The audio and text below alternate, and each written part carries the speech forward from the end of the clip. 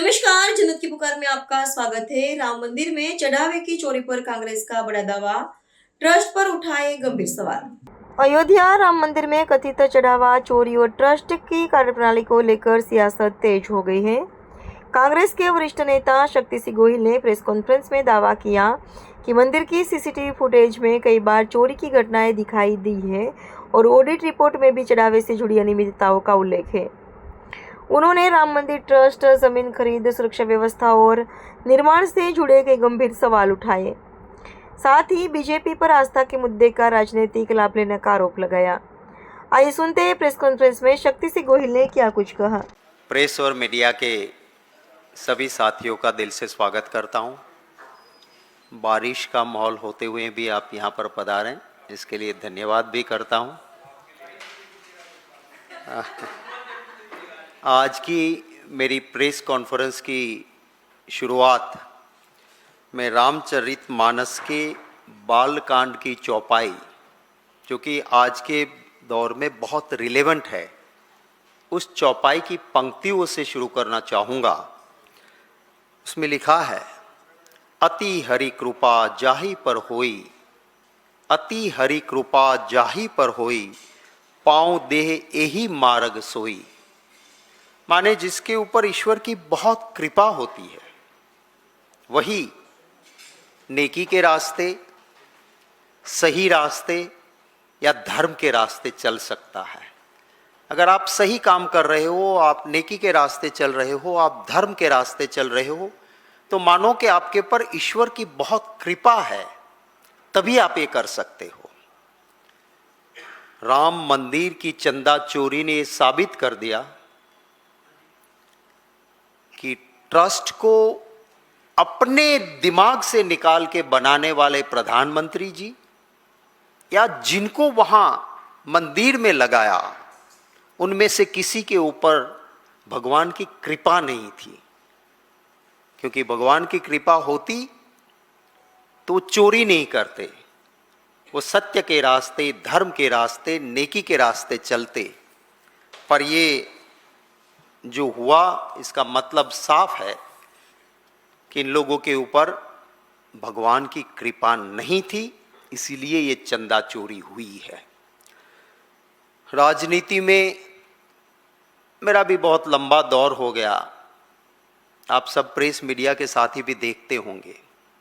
कभी कभी हम लोगों को, राजनेताओं को या राजनीति में काम करने वाले कार्यकर्ता या आम लोगों में से कोई आके हमारी बहुत प्रशंसा करने लगता है। आप तो वो हो, आप तो वो हो करके तब हम तुरंत समझ जाते हैं कि ये जो मैं नहीं हूं, मैं तो जानता हूं मैं कौन हूं, और मेरी इतनी प्रशंसा कर रहा है, इसका मतलब इसके अंदर कुछ चोर है और उसका फायदा लेने के लिए मुझे चढ़ा बढ़ा के कह रहा है। हम तुरंत उसको रोक देते हैं कि ओ भाई, मर्यादा में रहो, मैं एक आम इंसान हूं। जैसे आम इंसान में कमजोरी होती है, हमारे में होती है, हमें तुम ये मत कहो। ये चंपत राय ने नरेंद्र मोदी जी के लिए, देखिए हम जब कभी भी मंदिर में जाते हैं, हम क्या करते जाते हैं कि हम आस्था से आए हैं, हम श्रद्धा से आए हैं। मैं धन्यवाद करना चाहूँगा उस मीडिया के साथी का भी, उन्होंने माइक बूम लगा के पहले ही कहा कि क्या प्रधानमंत्री जी श्रद्धा के श्रद्धालु के तौर पे यहां आए हैं। अब देखिए वो चंपत राय उर्फ लंपट राय ने क्या कहा था, सुनिए, चलाइए। प्रधानमंत्री एक श्रद्धालु के तौर पे मौजूद। प्रधानमंत्री इस देश के भगवान विष्णु का अवतार है। रिपीट करो। प्रधानमंत्री एक श्रद्धालु के तौर पे मौजूद। प्रधानमंत्री इस देश के भगवान विष्णु का अवतार है। आपने ये देखा, अब ये उस वक्त पे सभी चैनलों ने चलाया, कुछ भक्त चैनलों ने 24 घंटे चलाया, और प्रधानमंत्री जी को मैं जानता हूं, वो अपने लिए बात कुछ भी आती है उसका पूरा संज्ञान रखते हैं।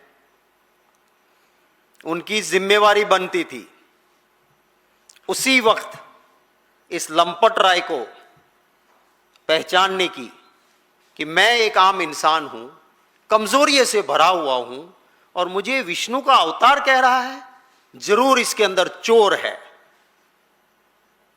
पर ये नहीं कहा रहा, तो और उससे ऊपर प्यार आ गया। मैं एक हिंदू हूं और हिंदू के नाते मुझे बड़ा दुख है, मेरे भगवान विष्णु वो कभी ऐसे इंसान का रूप नहीं हो सकते हैं। और अगर शासक को आप भगवान कहना चाहते हो तो कुछ शासक ऐसे भी हुए जिन्होंने, रावण भी शासक था, और भी ऐसे शासक हुए जिन्होंने लूटफाट मचाई, तो क्या हर शासक को विष्णु का अवतार कह सकते हैं हम? प्रधानमंत्री जी ने उस वक्त ही इसको रोकना चाहिए था कि मैं विष्णु का अवतार नहीं, आम इंसान हूं, और लंपट राय उर्फ चंपट राय, तुम ये जो कह रहे हो उसे मैं सहमत नहीं हूं। कहते हैं कि प्रूफ दीजिए। 27 अप्रैल 2026 से लेके 5 जून 2026 40 दिन का सीसीटीवी फुटेज मिला है, 40 दिन का। और इस 40 दिन के सीसीटीवी फुटेज में 70 टाइम्स चोरी करते हुए पकड़े गए हैं लोग। जूते में पैसे भर के, कपड़ों में बांध के, जेब में डालते, ये सीसीटीवी फुटेज है। सिर्फ 40 दिन के फुटेज में 70 टाइम्स चोरी होती हुई दिखती है। इससे पहले ऑडिट हुआ 2023 से 2025 तक का। ऑडिट रिपोर्ट में लिखा है कि सारी कमजोरियां हैं, चोरी हो रही है, सीसीटीवी फुटेज का कवरेज वहां नहीं है जहां होना चाहिए। क्या ट्रस्ट की जिम्मेवारी नहीं थी कि उस ऑडिट रिपोर्ट को ठीक से जांच करें? आप देखिएगा, मैं मोदी जी को जानता हूं, शायद वो कभी कभी नाम से उसके गुण को भी परख लेते हैं। आप गूगल पे या एआई में देखिए, चंपट का मतलब क्या होता है। चंपट का मतलब होता है टू रन अवे, भाग जाओ, वेनिश और डिसअपियर, अदृश्य हो जाओ। शायद इसी नाम को देख के खुद ने पसंद किया, इस चंपट नाम को देखते हुए, कि ये वहां से चंदा गायब कर देगा और हमें फायदा हो जाएगा। वेनिश, डिसअपियर, ये मीनिंग होता है उसका, चंपट का। अब देखिए, कोई भी एक शुरुआत होती है एक चिंगारी से, अगर आप उसको उसी वक्त बुझा दो, बड़ी आग नहीं लगती है। पता चला 2.93 करोड़ की जमीन थी, मंदिर के लिए ट्रस्ट को लेनी थी। 2.93 करोड़ की जमीन कितने में ली? 24 से शुरू हुआ 18 करोड़।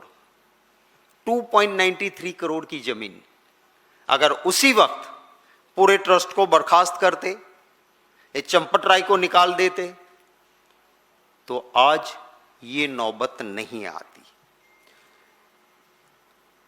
ये हिंदू धर्म में, मैं भी एक हिंदू हूं, हिंदू धर्म में या सनातन में कहते हैं कि शंकराचार्य जी महाराज, वो हमारे आखिरी, उनका आदेश वो आखिरी रहता है।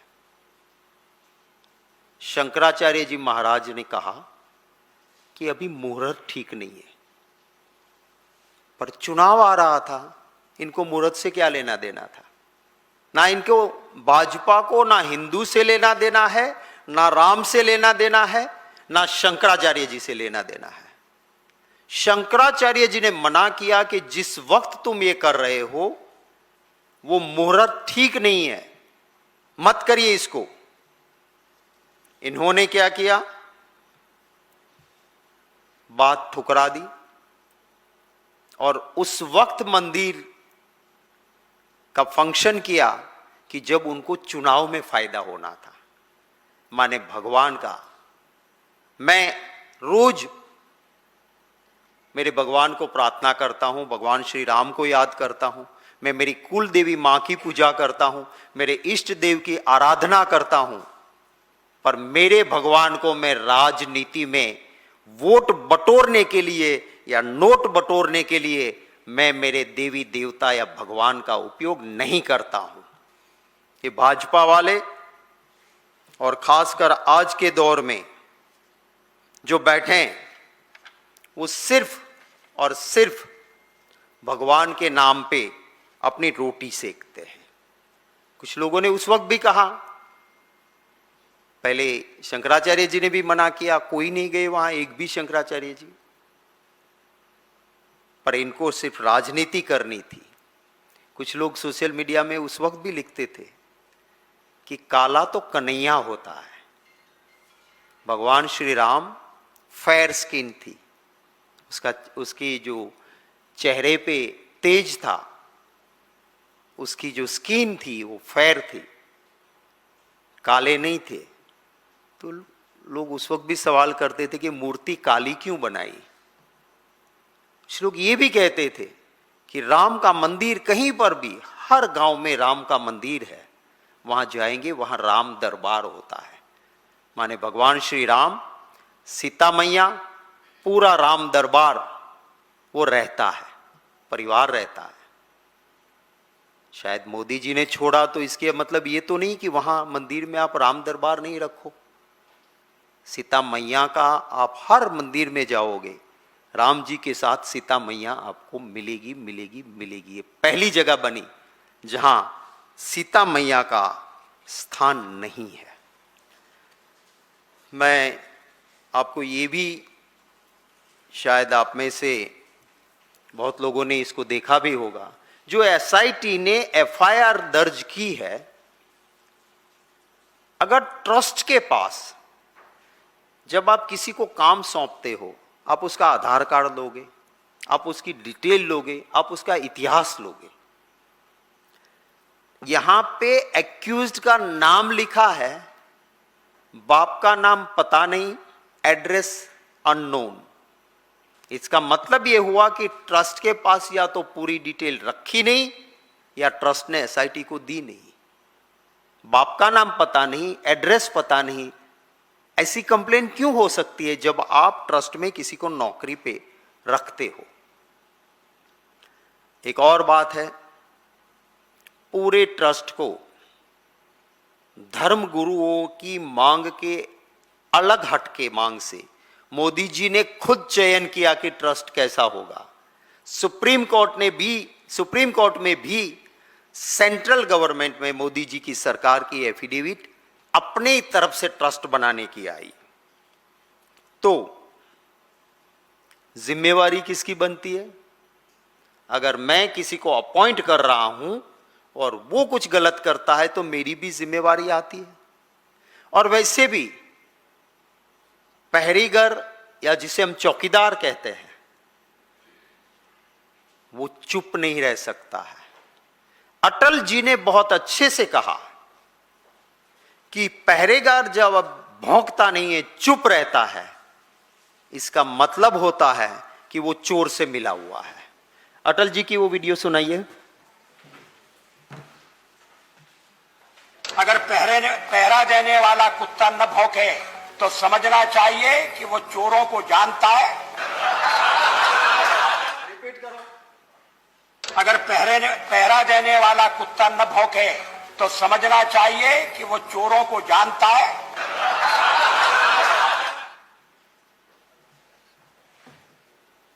देखो, मैं किसी को कुत्ता नहीं कह रहा हूं, पर पहरेदार जिसकी चौकीदारी की जिम्मेवारी है, अटल जी कहते हैं कि वो अगर भौंकता नहीं है तो समझ लो कि वो चोरों को पहचानता है, उसे मिली भगत है। इधर जो चौकीदार है, मैं नहीं कहूंगा भौंकता नहीं है, पर मैं कहता हूं क्यों चुप रहता है, क्यों अभी तक बोलता नहीं है। ये जो कुछ इतना हुआ है उसके लिए बोलना चाहिए। अरे राम मंदिर किसी के बाप का नहीं है, सबका अधिकार है। हर श्रद्धावान व्यक्ति का ये श्रद्धा का प्रतीक है राम। और उस भगवान श्री राम के मंदिर से चंदा चोरी करने के बाद ये कहते हैं अभी भी पुलिस भी मिली हुई है। अब कहते हैं कि चंपट राय ने चाबी ड्राइवर को देके रखी थी। अरे क्या एक चाबी कोई ड्राइवर को देके रखता है? और अगर वो रखा है, दिया है चाबी, तो उसको जेल में तुरंत डालना चाहिए। ये तुम्हारी जिम्मेवारी थी। प्रधानमंत्री ने तुमको चयन किया इतने करोड़ों में से कि आओ चंपट, तुम जनरल सेक्रेटरी, तुम महासचिव बनो इस ट्रस्ट के, और तुम चाबी ड्राइवर को देते हो। तो इसके लिए इसकी जिम्मेवारी बनती है। इस मंदिर में, इस मंदिर के लिए, भगवान श्री राम के लिए इस देश के करोड़ों करोड़ों लोगों ने, अरे गरीब आदमी, मैंने खुद देखा है जब रामशिला का पूजन हो रहा था, कोई मजदूरी करता है, एक दिन शायद वो भूखा भी रहा, पर उसने उस चंदा भी दिया और ईंट का पूजन करके दिया। वो भगवान श्री राम की श्रद्धा को लेके दिया। और ये जब देके वहां लगाया पैसा, वो मंदिर किसी के बाप का नहीं हो सकता है, ये हम सभी हिंदुओं का है, सभी देशवासियों की आस्था का केंद्र है। और वहां की चोरी वो कभी कतई माफ नहीं हो सकती है। उस वक्त पे भी निर्मोही अखाड़ा ने कहा था कि देश के लोगों से इतना सारा चंदा आया है, वो भाजपा की विचारधारा वाले लोगों ने करोड़ों रुपए इसमें से हत्या लिए हैं। क्यों? आजकल तो टेक्नोलॉजी है भाई, आपने अकाउंट रखा होगा, रख दिए नेट पे कि देश के कितने लोगों ने कितना रुपया उस वक्त दिया था। मेरे गांव का एक गरीब भी किसी को पूछ के नेट पे देखेगा कि मैंने जब मंदिर बनता था 5 रुपया दिया था। चलो मेरा पेज पे नाम तो है, क्यों नहीं रख रहे हो? क्योंकि आपको ये पैसे हत्याने थे, खाने थे। एफआईआर आप एक गौर कीजिएगा, एसआईटी के रिपोर्ट में ये चीज है, जांच में ये चीज है। एफआईआर हो गई, पब्लिक डोमेन में नहीं आया था, पर एफआईआर हो रही है। ट्रस्ट के लोगों को पता चल गया, अंदर के लोगों को पता चल गया कि अब तो पुलिस कंप्लेन हो रही है। जिस दिन ये बात वहां अंदर पता चली, उससे पहले के दिनों में रोज के 16 से 18 लाख रुपए की इनकम होती थी राम मंदिर में, चंदा की 16 से 18 लाख, जब तक एफआईआर का तय नहीं हुआ था। जिस दिन तय हुआ कि एफआईआर होनी है, उसके तुरंत वालों दिनों में 24 से 26 लाख रुपया आए। क्योंकि एफआईआर हो रही है, अब चोरी नहीं करेंगे, चोरी बंद हो गई। 15 से 16 लाख हर दिन आते थे, वो सीधे बढ़ के 24 से 26 लाख हो गए। इट मीन्स रोज के 10 लाख रुपये आते थे चोरी के। 26 लाख आए, दिखाए 14 लाख, 16 लाख आए, दिखाए उन्होंने 22-24 लाख। तो 10 लाख रुपए की रोज चोरी, एवरी डे 10 लाख की चोरी। और ये एसआईटी की जांच में सामने आया है, ये कोई मेरा आरोप नहीं है, एसआईटी की रिपोर्ट में। हाँ, उसके बाद देशवासियों को पता चला कि जब तक ये ट्रस्ट बैठा है, मैं भगवान राम के नाम पे कुछ दूंगा तो ये चोर खा जाएंगे। तो अभी तो यात्री भी कम हुए, दान भी कम हुआ। पर वो दिन का जो रिपोर्ट है एसआईटी के पास, ये सच्चाई है, उसको देखना होगा। इस मंदिर के पुराने महंत थे महंत लालदास जी। महंत लालदास जी मंदिर के महंत थे, मेन पुजारी थे इस मंदिर के। इनका उस वक्त पे जब भाजपा रथ यात्रा निकाल रही थी, तब महंत जी ने कहा कि इसको धर्म स्थान रहने दो, इसे राजनीति का अखाड़ा मत बनाओ। उस महंत लालदास जी को वहां से निकाल दिया गया। और आपको पता होना चाहिए कि बाद में इस महंत लालदास जी का मर्डर हो गया। जैसे गुजरात में हरेन पंड्या को पहले विधायक के पद से हटाया, फिर उसकी हत्या हो गई, उसी तरह महंत लालदास जी को मेन पुजारी से हटाया गया और बाद में उसकी हत्या हो गई। तो ये धर्म के आड़ में एक बहुत बड़ा क्रिमिनल माइंड जो चल रहा है।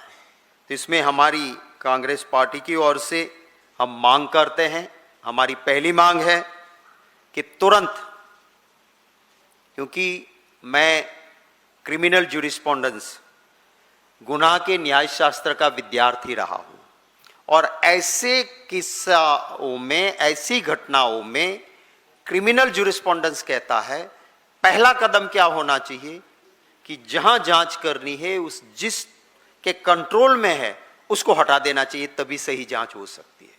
सो फर्स्ट स्टेप, सही जांच के लिए पूरे ट्रस्ट को बर्खास्त करो, ये हमारी पहली मांग है। हमारी दूसरी मांग है कि ट्रस्ट बर्खास्त होगा, उसके बाद क्या, तो सभी शंकराचार्य जी महाराज, सुप्रीम कोर्ट के रिटायर्ड जज, निर्मोही अखाड़ा के रिप्रेजेंटेटिव और शंकराचार्य जी सब मिलके तय करें, ऐसे साधु संतों में से कुछ लोगों को मिला के एक ट्रस्ट बने, जो ट्रस्ट इस मंदिर का निगहबानी करे, ताकि इसमें कोई चंपट ना रहे, कोई लंपट ना रहे, और सही मामले में सही श्रद्धा का केंद्र बने। चंपट राय की तुरंत अरेस्ट होनी चाहिए, अभी भी वो बाहर घूम रहा है। और अगर वो कह रहा है कि चाबी ड्राइवर के पास रहती थी, तब तो और सबूत की जरूरत ही नहीं है।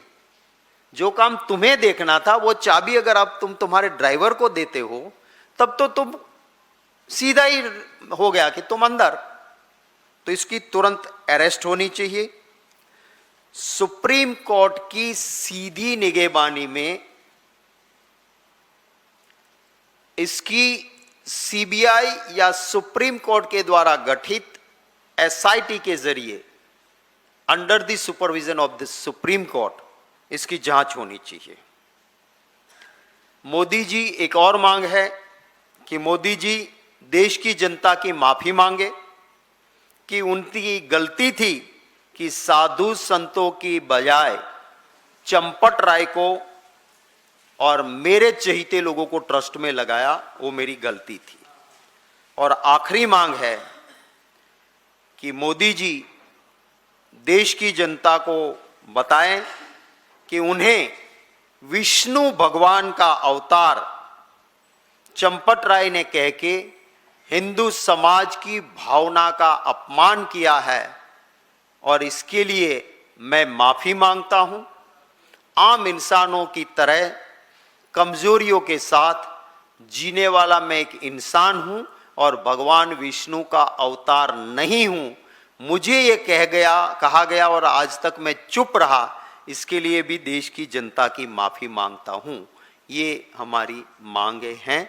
अगर आपके कोई सवाल होंगे तो उनका स्वागत रहेगा। इसलिए मैंने कहा कि इस ट्रस्ट का भंग करके सभी शंकराचार्य जी महाराज, एक सुप्रीम कोर्ट के रिटायर्ड न्यायाधीश, निर्मोही अखाड़ा के प्रतिनिधि और शंकराचार्य जी महाराजों को जो लगता है कि ऐसे ऐसे साधु संतों को अंदर होना चाहिए, ऐसा एक ट्रस्ट बन जाए तुरंत, सरकार ना ले। अगर ये हिंदुओं की आस्था है तो सरकार को क्या शंकराचार्य जीओ के भाई भरोसा नहीं है? एक रिटायर्ड सुप्रीम कोर्ट का जज भी रहेगा उसमें, उसके अंदर निर्मोही अखाड़ा भी रहेगा, और शंकराचार्य जी महाराज देश के साधु संतों में से कहेंगे कि 3 या 4 साधु संत भी रहेंगे, उनका ट्रस्ट बन जाएगा। वो ट्रस्ट देखेगा, सरकार नहीं। ये मोहित भाई जी, मेरा सवाल ये है कि योगी आदित्यनाथ जो उत्तर प्रदेश के मुख्यमंत्री हैं, उनका भी ताज़ा बयान आया है। उन्होंने ये कहा है कि राम भक्तों पर गोली चलाने वाले और राम के अस्तित्व को नकारने वाले जो हैं वो लोग ना बताएं कि राम भक्ति क्या होती है। और उन्होंने आगे ये कहा है कि वक्त में जब लूट होती है तो ये लोग चुप रहते हैं, राम को बदनाम ना करें। बदनाम भगवान कब होते हैं? जब आप चोरी करते हो तब। चोर को चोर कहने पे भगवान बदनाम नहीं होते हैं। आपने भगवान का माल चोरी कर लिया और हम कहते हैं, मैंने कहा ना मैं हिंदू हूं, आए कोई भी भाजपा वाला, मैं जो शास्त्र को जानता हूं उसके साथ चर्चा करूंगा। ये सब फर्जी हिंदू है, सच्चे हिंदू नहीं है। हम कांग्रेस में सच्चे हिंदू है, सही तरह के हिंदू है, और हमें अधिकार है कि मेरे देवी देवता का कहीं पर भी अपमान होगा, चोरी होगी, तो हमें भाजपा के सर्टिफिकेट की जरूरत नहीं है। हम मुद्दा भी उठाएंगे, हम लड़ेंगे भी। और मेरे भगवान श्री राम इतने कमजोर नहीं है कि उनकी चोरी करने वाले को बेनकाब करने पे आस्था भगवान पे टूट जाएगी। कैसी बात करते हैं? कोई योगी ये नहीं कह सकता है, सिर्फ भोगी ये कह सकता है। Look, it means that Champat Rai has full confidence in Prime Minister that SIT which is investigating will spare him. And because of that, his confidence is saying this, that I will wait till the report comes. So he has a confidence, and that's why we are demanding that SIT will be under pressure, under political pressure. So instead of SIT, under the supervision of the Supreme Court, either CBI or a SIT which should be constituted by the Supreme Court, and that shall investigate. If that investigation is there, then Champat Rai will remain behind bars till his last breath. Look, everywhere there are temples or religious places. हमारे वहाँ कहा जाता है कि अगर आपने कहीं पाप भी किया है तो धर्म स्थान में जाओ, प्रायश्चित करो, तो आपका पाप कम या माफ हो सकता है। पर अगर धर्म स्थान में आप पाप करोगे तो इसका प्रायश्चित कहीं पर भी नहीं है। तो अगर कहीं पर भी, चाहे हिंदू, चाहे मुस्लिम, चाहे क्रिश्चियन, चाहे सिख, चाहे ईसाई, कहीं पर भी धर्म स्थान में गड़बड़ी हो रही है तो इसे कतई माफ नहीं है। और किसी भी जगह धर्म स्थान के अंदर गलत हो रहा है तो उसके खिलाफ आवाज उठाने से उस रिलीजियन की बदनामी नहीं होती है, उस भगवान या देवी देवता की आस्था में ओट नहीं आती है, पर इससे और शुद्धि होती है, इससे आस्था और बढ़ती है। हमारे वहाँ तो हिंदू धर्म में कहा जाता है कि मन चंगा कथरोट में गंगा। अगर मेरा मन पवित्र है तो मुझे मेरी कथरोट के अंदर भी माँ गंगा मिलती है। मेरा धर्म, हिंदू धर्म इतना बढ़िया है कि एक गरीब को भी कहता है कि तेरे पास कुछ व्यवस्था नहीं, कोई बात नहीं, तेरी आस्था बलवान है, तेरी कथरोट में भी माँ गंगा है। तो ऐसी अगर कोई बात करता है तो वो उसके अंदर बैठा चोर बोल रहा है, ये कांग्रेस वालों को क्या अधिकार है, क्योंकि उसके अंदर चोर है। ये कांग्रेस उठाएगी तो राम का अपमान, हिंदू धर्म का अपमान हो जाएगा। अरे भाई, मेरा धर्म तो इतना महान है, ये सनातन है, मन हर वक्त रहने वाला है। तो ये कहने वाले लोग अंदर चोर है, इसलिए ऐसी बात कर रहे हैं। मैंने कहा सुप्रीम कोर्ट मॉनिटर्ड जांच, नहीं, सीबीआई जांच की भी बात की है हाँ, आपने। सुप्रीम कोर्ट मॉनिटर्ड सीबीआई, मैंने नहीं कहा सीबीआई सिर्फ, हाँ। Supreme court monitored either SIT constituted by Supreme Court or CBI, but that shall be monitored by the Supreme Court. तो अब तक तो केंद्रीय एजेंसी पर सवाल उठाते रहे आप। तो इसलिए तो हम CBI से नहीं मांग कर रहे हैं, हम कह रहे हैं कि सुप्रीम कोर्ट मॉनिटर्ड, और सुप्रीम कोर्ट SIT बनाए। या हम इसलिए विश्वास नहीं कर रहे हैं क्योंकि प्रधानमंत्री का अपना पसंदीदा आदमी उधर बिठाए गए हैं, तो उसकी जांच कैसे होगी? मैं ही चोर, मैं ही पुलिस, मैं ही कोतवाल, ऐसा खेल चल रहा है। और इसीलिए कह रहे हैं कि वेट कीजिए टिल SIT रिपोर्ट। गोहिल साहब, ये जो बैठक हुई ट्रस्ट की, उसमें ओवरऑल का ऐलान किया गया और कृष्ण मोहन जो RSS के मेंबर हैं उनको अंतरिम जनरल सेक्रेटरी बनाया गया। तो मैं बड़ा इस पे सवाल आपसे पूछ रही हूँ क्योंकि आपके ही कई सहयोगी आरएसएस की फंडिंग और आरएसएस के जो चंदा कलेक्शन है उस पे सवाल खड़ा करते रहे हैं कि क्यों आरएसएस सार्वजनिक नहीं करती कि उसको कहाँ से फंड्स मिल रहे हैं और उसका क्या खर्चा है। तो क्या आपको लगता है ये तार आरएसएस तक जुड़ते हैं और जिस तरह से आप कह रहे हैं कि ये इनमें और लोग संलिप्त हो सकते हैं, तो क्या आप भी उससे सहमत हैं कि आरएसएस को डिस्क्लोज करना चाहिए अपने अकाउंट्स? पारदर्शिता हर क्षेत्र में होनी चाहिए, पवित्रता भी होनी चाहिए। यहाँ पे न पारदर्शिता है न पवित्रता है। अगर बड़े लोग, उस विचारधारा के लोग अगर शासन में नहीं होते तो क्या चंपट राय जैसे या दूसरे ऐसे लोग बैठते? अभी भी ये क्या करना चाहते हैं कि एक को हटा के, हमारे वहाँ गुजराती में एक कहावत है, बकरू काटता ऊंट पैठू। इस मीन्स कि आप अगर बकरी को निकाल रहे हो तो उसकी जगह ऊंट आ रहा है, बड़ा नुकसान देने वाला आ रहा है, छोटा नुकसान छोड़ के। अब ऐसे लोगों को ये लगा रहे हैं कि कुछ लोगों के नाम भी आए हैं जो एक कंपनी में फ्रॉड करके बहुत पैसे जिसने हत्या लिए थे, अब आप उसको ट्रस्ट में लगा रहे हो। इसका मतलब क्या है? इसका मतलब साफ है कि तुम चोरी करो, तुम्हारा घर भी भरो और मेरी विचारधारा का घर भी भरो। अगर आपने कुछ गलत नहीं किया, आपका सही रास्ते से धन आ रहा है तो तुरंत सार्वजनिक कर दो। उसमें प्रॉब्लम क्या हो सकती है? अगर मैंने कोई चोरी नहीं की है, मेरी कोई गलती नहीं है, तो मेरे सोर्स ऑफ इनकम, मेरे वहां आने वाले हर पैसे का जनता के सामने मैं खुला अपना अकाउंट रख दूं, अपना हिसाब किताब रख दूं, तो दिक्कत क्या हो सकती है? पर यही दिखाता है कि इनके दिखाने के चाल चलन और चरित्र ये भाजपा के हैं। ये यहाँ पे ये आपको साफ दिखेगा। तो दूसरों की बात करने से पहले वो खुद में देखे, तो यही हालत है। शक्ति जी, अब तक जो विपक्ष पर जो आरोप लगाए गए उसका अपेक्षित न जवाब मिला न परिणाम। आपको लगता है जांच एजेंसियों ने सही कार्रवाई नहीं की? दूसरा सवाल है, क्या कांग्रेस इस विषय पर संसद या किसी अन्य संवैधानिक मंच पे इसे उठाएगी?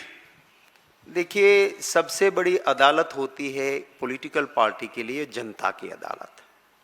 हम जनता की अदालत में मुद्दे रख रहे हैं और ये सबसे बड़ी अदालत है।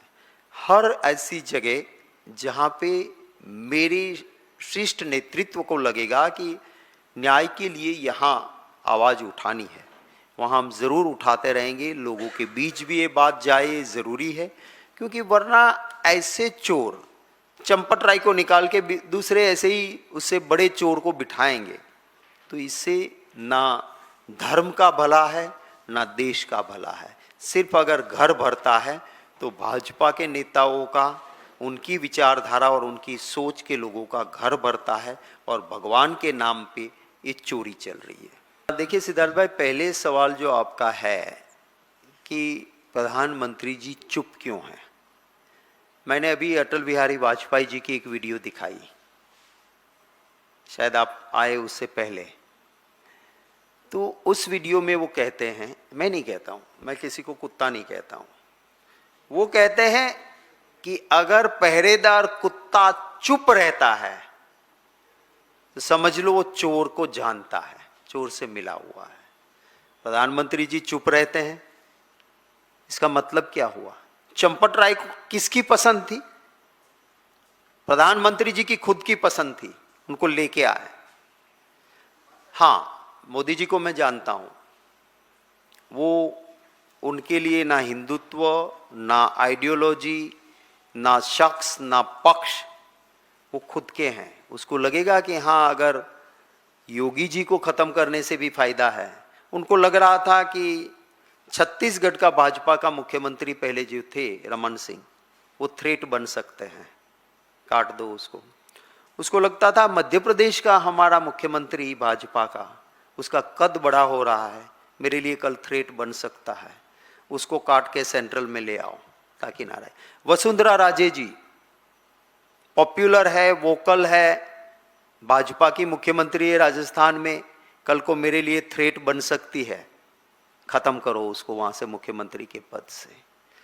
तो अभी लगेगा कि राजनाथ सिंह थ्रेट बन सकते तो उसके बेटे के खिलाफ एफआईआर करवा दो, सच्ची या झूठी, दबा दो उनको। गडकरी जी को बेटे के नाम पे, इथेनॉल के नाम पे कुछ करके दबाओ उसको। तो सिर्फ बाहर के लोगों को, विरोधियों को दबाओ, वो तो करते ही हैं, वो हद से बाहर करते हैं, पर अंदर के लोगों को भी गले से पकड़ के रखते हैं, नीचे रहो। और उसमें दिमाग मोदी जी का, ऑपरेशनल हैंड अमित शाह जी। तो ये हमारे अर्जुन मोढवाडिया जी अभी मिनिस्टर गुजरात में भाजपा के बन गए। उन्होंने गुजरात में एक स्लोगन दिया था कि ये रंगा बिल्ला की जोड़ी है। तो ये दोनों मिलके ये करते हैं। तो आपका जो सवाल है, इतिहास में आगे आने वाले दिनों में उसका जवाब भी जरूर बाहर निकलेगा। Thank you very much, thank you. अगर आपने हमारा अभी तक चैनल सब्सक्राइब नहीं किया है तो कृपया चैनल सब्सक्राइब कर लें, लाइक करें, शेयर करें, कमेंट करें। तो मिलते हैं फिर किसी और खबरों के साथ। नमस्कार।